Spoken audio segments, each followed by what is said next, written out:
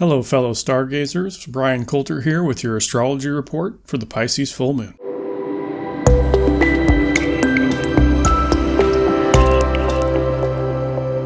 We will be exploring the symbols through the lens of evolutionary astrology, where we lean more towards psycho-spiritual development and using these planetary energies to put our personal growth and evolution into hyperdrive.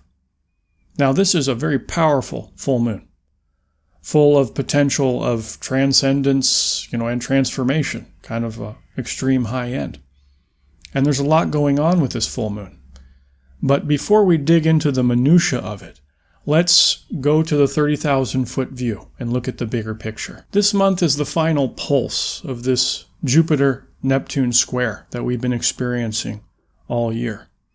And these two planets will leave each other's influence in October. So in September is the last time that they're exactly square to one another. So it's important for us to wring out as much as we possibly can in terms of the potential of this auspicious union between these two planets. Jupiter, the king of the gods, known by astrologers as the great benefic, almost always described in a positive light. Although Jupiter, does have a negative side, all the symbols in astrology do. Every front has a back. But all in all, Jupiter is a good thing. It's a very positive energy. And it's really strong right now because it's in its own sign, Sagittarius.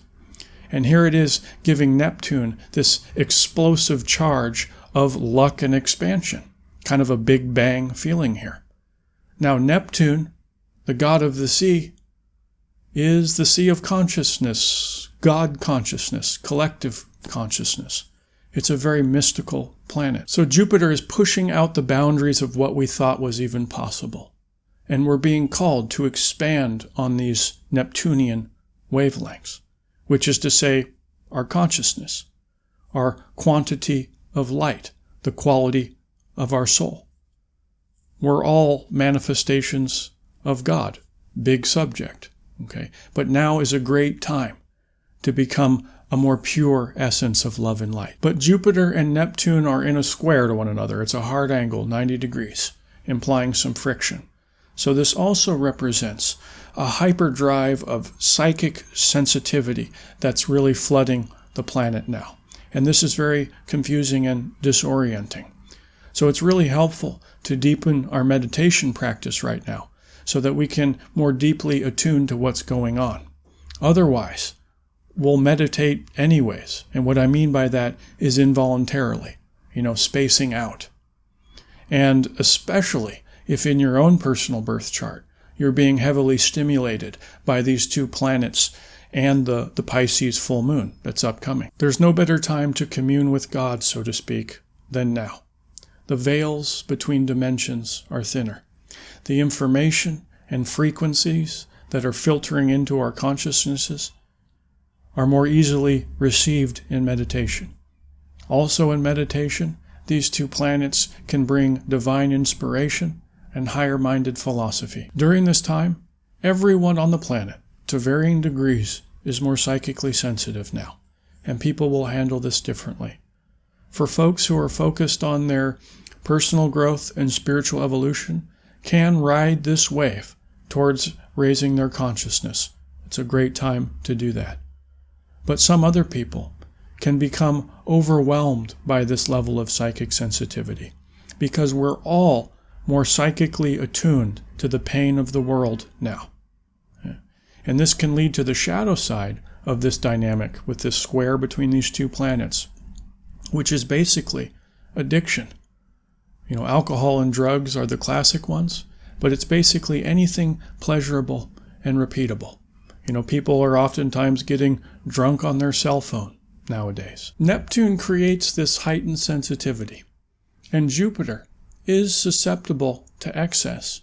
Jupiter likes to say yes to everything. I'll have one more, please. Thank you. And this creates a perfect storm for potentially checking out of reality to avoid feeling pain. And this is even more dramatic during the full moon, because during full moons, everybody's emotions are heightened. So I revert back to meditation here. By meditating, we can dissolve all the accrued pain in our emotional body, whether it be other people's pain that we're picking up on or our own. Okay? Now, meditation is so useful here. It's kind of a Swiss Army knife for us to navigate through this very fluidic process we're in. It melts away the psychic pain of others that we've picked up on, embodied, and confused as our own. It deepens our connection to the muse, and creativity is accentuated tremendously. Also, it opens us up to communication from, above. So when in doubt, meditate is a good rule of thumb. Now, to be fair, I'm a bit biased here because I'm also a meditation teacher. So I basically always say that, meditation is important, but especially this month, again, with this final pulse of Jupiter and Neptune, massive expansion possibilities with our consciousness. As I said, we've been experiencing the interaction between Neptune and Jupiter all year. And we combine this with Saturn-Pluto conjunction also happening this year. So it's been colorful on the world stage, to put it mildly. And look for this to continue this month.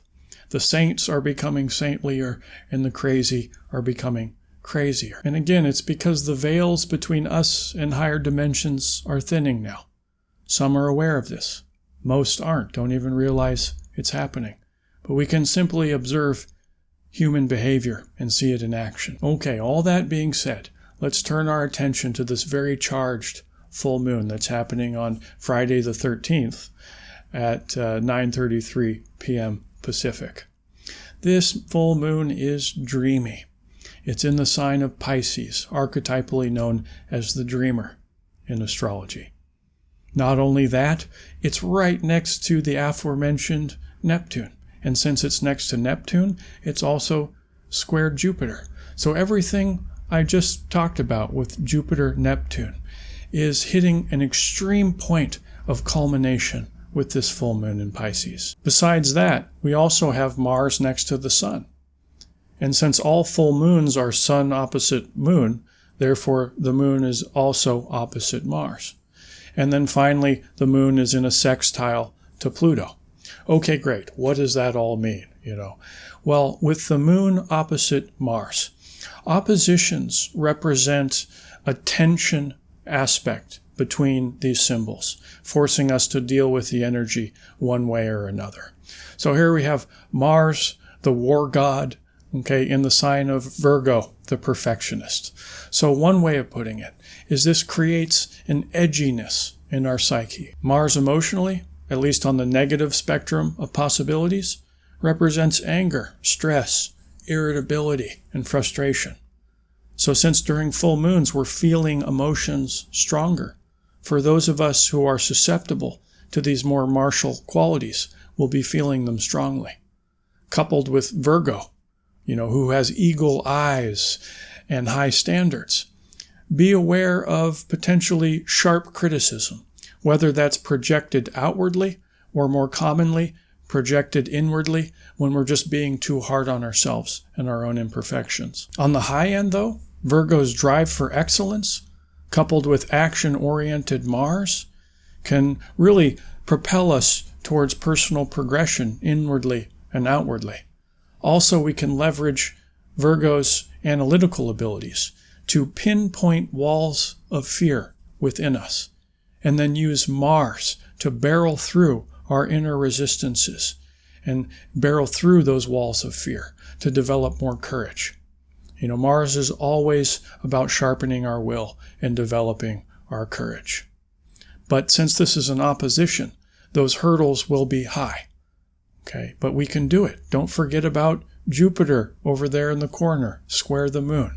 Jupiter, the king of the gods, wants us to have faith in ourselves. Now we have this moon sextile Pluto. And sextiles are a very positive aspect where these two symbols are exciting each other, stimulating each other.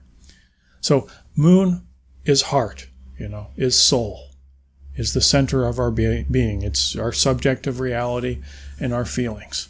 And this is being stimulated by Pluto, archetypally known as the god of hell in astrology. Scary name, I know.